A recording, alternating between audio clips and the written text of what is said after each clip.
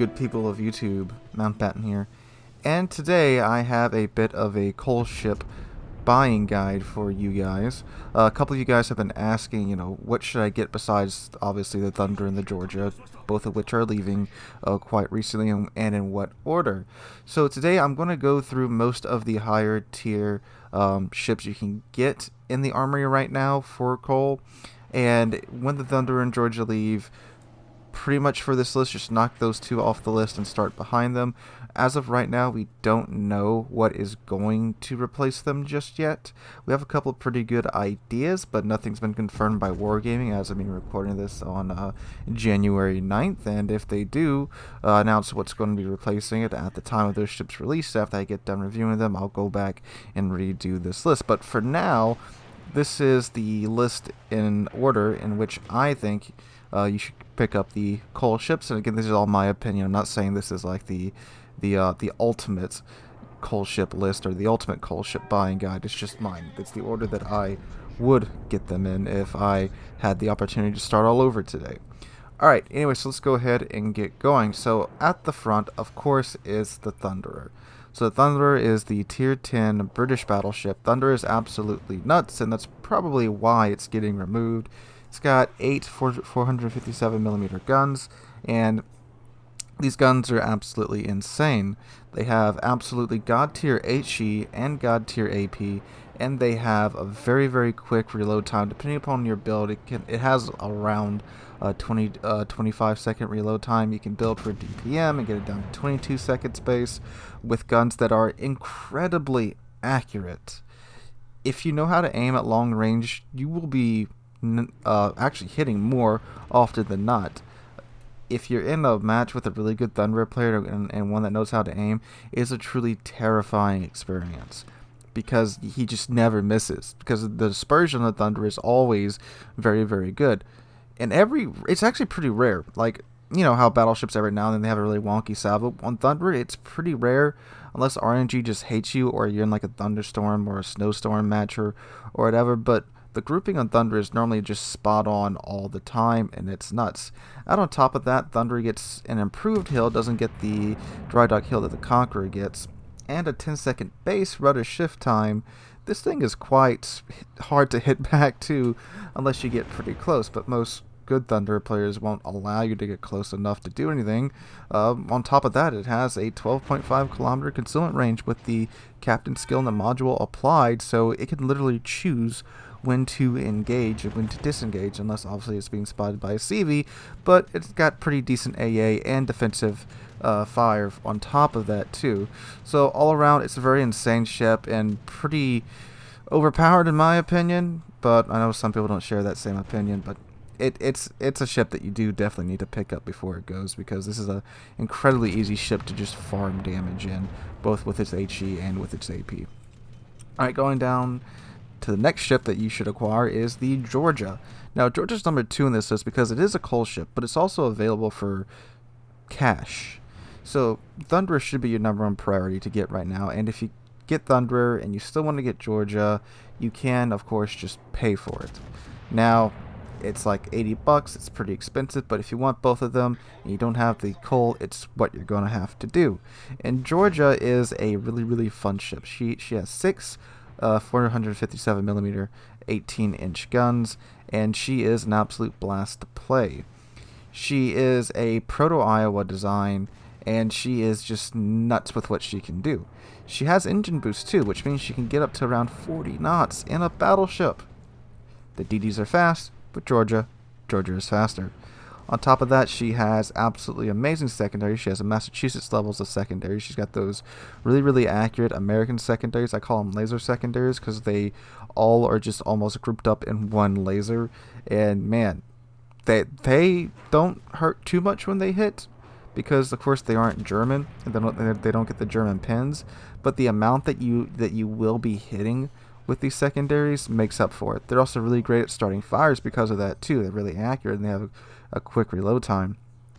Georgia also has pretty decent AA and great maneuverability too, but she has fairly weak armor. It definitely feels like in Georgia, no matter how much you're angled, you always eat a little bit from whatever's shooting at you. You know, you don't lose an eighth of your health every hit, but you get chunked when in something like the Iowa, you know, you probably would have just bounced it instead, but you got to pay for that speed somewhere, and Georgia's just a fantastic ship. Pretty good brawler, doesn't really have the armor for it, but the speed and the firepower make up for that in some cases, and she has a pretty good heal, and she gets that American damage con as well, that long duration American damage con, that during that 25 seconds that it's activated, you won't be getting any fires or flooding set on you, so that's great too. Alright, next up after the Georgia, we have the Pommern. Now from here on down, I would just recommend grinding the coal. None of these ships have been announced that they're being removed or anything, again, as of me recording this, so just save up the coal for the rest of these ships, and this is the order I would get these ships in. So, Pommern. Pommern is the Tier 9 German battleship. Pommern is a ton of fun. She has 12 15-inch guns at Tier 9, and some people just gawk at the fact of that, combined with a 33-second reload time too. And they say, oh, it's 33-second reload time on 15-inch guns. Yeah, but it's 12 15-inch guns. And they aren't all that accurate, but when you're brawling, which Pommern is just incredibly specialized to brawl, it's great. So what Pommern is, she's an FDG hull with those 12 15-inch guns on her, and torpedoes. She has torpedoes. She has Tirpitz's torpedoes to be exact, and hydroacoustic search. So you've got pretty much everything in the German toolbox except for the catapult fighter on this ship. And of course she has great secondaries too. So in a close quarter situation at higher tier, Pommern is currently right now the king of brawling, because those torpedoes are just the ace up your sleeve. I mean, what are you going to do against torpedoes from point blank range? You can't dodge them, you're going to eat them, and that's how Pommern wins brawls. But the way I actually play Pommern a lot is I kite out and bait ships to follow me, then let the secondaries chew on them, let them set fire, then load up HE in the main tubes and start to burn them down. She's great for that too, because people will want to chase after the chunky German BB that they think they can chunk for like 20k a shot, which they can if you don't angle. But if you angle and use that German armor to your advantage, you're going to be around for a very long time. And people normally realize their mistake when they're around half health, but by that point, it's too late for them. Weaknesses of the Pommern, of course, it's a German battleship, so at longer ranges the armor doesn't really hold up, and AA is pretty lackluster, so CVs can have their way with you if you don't stick around an AA buddy. And of course she's massive and detected from the moon, the typical German downsides, and like I mentioned earlier, the main guns aren't all that accurate, but from close range it doesn't matter. So she's a really fun ship, not a really competitive ship unless they bring back Tier 9 brawls, because she was absolutely dominating in that game mode, but a boatload of fun. Alright, next up I would then get the Yoshino.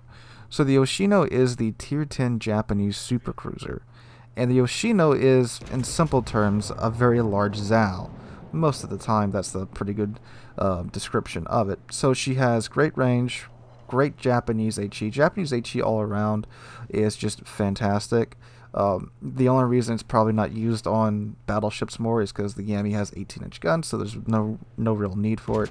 But the sheer alpha damage that these HE shells do is just crazy. So she has those guns. She has 20-kilometer torpedoes too, to where if somebody is not paying attention, you'll be surprised how much these torpedoes actually hit. I've seen several comments and posts that the torpedoes are useless. They're not. They catch people off guard a fair amount. Now, they're not obviously your main source of damage. You just throw them in the direction that somebody's sailing and laugh when they connect. If they connect, if they don't connect, no big deal. On top of that, she's got pretty decent range if you want to build for it. She can get her main guns up to around 24 kilometers max range, which certainly is advantageous in today's meta of sit back and snipe. But if you also want to build into DPM, you can get her main battery guns down to a 16-second reload time, which on these guns with this HE alpha and this chances of starting fire per shell on her guns, that is absolutely crazy and fantastic. Now, the downside is she's quite squishy. Anyone who's played Yoshino or even Azuma knows how squishy this ship is. You will eat pins from it feels like just about every freaking angle, and sometimes some shells will fly out of nowhere, and you'll lose half of your health. But I mean, hey, with Adrenaline Rush, now you have an even quicker reload time on the Yoshino. So it's a pretty decent cruiser, very easy to do very well in the ship with that HE. Will absolutely wreck destroyers if you manage to connect even a few shells on them, because again, Japanese HE Alpha is insane. But a pretty good ship, and one that is definitely worth picking up for coal. Alright, next we have the Marceau, the French Tier 10 DD. The Marceau is basically a Kleber on crack, pretty much. It's got smaller guns, but they reload much faster. You've got that insane speed of the French DD. So if you played Kleber, it's basically what a Marceau is, but smaller guns, more DACA. Same all around in other terms of that. Does not get the reload booster though, because you already have such an insane reload time on your guns. Great ship for open water gunboating. I don't have it, but I've been in many a division with div mates that I have had, and I've seen it perform in clan wars, clan brawls, and in other competitive things, and it is quite the beast. Like I mentioned yesterday in Saturday for you guys, in Smallland's review, it's probably the only DD that can really give Smallland a run for its money in the DACA department. So yeah, it's worth picking up, and all these ships above are fairly new, and they probably won't be getting pulled anytime soon, so you take your time and grind that out. The last two ships on our list, the Moskva and the Salem. Moskva is, I mean, it's Moskva. It's a pretty solid cruiser for like 2019. In 2020 and 2021, with some of the changes that have been made to the game, it's still decent, but Richtofen just craps on Moskva so hard nowadays. It's not even funny. It sits so high up out the water that Richtofen just nukes it with its AP rockets, and then it's not that maneuverable. And the way that it's played most of the time, you find an island, go bow in, and start slinging your Soviet HE and Soviet AP. Soviet AP, not Soviet AP. Soviet AP. It's definitely not slow. But anyway, Richtofen is just, it punishes that gameplay so much now with the AP bombers, the AP rockets, and then the torpedoes too. If you like playing Stalingrad or Petro, it's more of that. All those Soviet large ships are just sit, bow in, tank, and punish broadside. Salem is a Des Moines, but with a super heal and slightly less range on its radar too. But other than that, it's pretty much the same thing as Des Moines. So these two, if you like playing American cruisers, get Salem first. If you like playing Soviet cruisers, get Moskva first. Salem's probably a bit better for today's meta because of that super heal. Even gets an improved amount of health recovered on Citadel hits too, so that probably would be the better choice first, but I can see why some of you might want Moskva, because it is Moskva. It's incredibly tanky when there's not a Richtofen around, or well, any CV around for that matter. So for those two, just pick which one you think suits you better, and then go for it. There's plenty of videos around YouTube for Salem and Moskva. They are some of the older ships in the game, so definitely plenty of reference material there. But that is what I would suggest for the higher tier coal ships. The lower tier coal ships, it doesn't take near as long to save up the coal for those ships. So, just pick what looks appealing to you. But for the ships that take some time to grind, that's my list for you guys. And again, if they do release more higher tier coal ships, which I'm 100% certain that they will, it's probably just going to be some time before we see them get added, I will update this list then. But anyway guys, thanks for watching. Let me know what you think in the comments down below. If you enjoyed, make sure to drop a like and subscribe to the channel. We just passed 21,000 subscribers a couple weeks ago, and I cannot thank you guys enough for that. Hope you're all having a wonderful Monday, and I hope to catch you guys in the next one.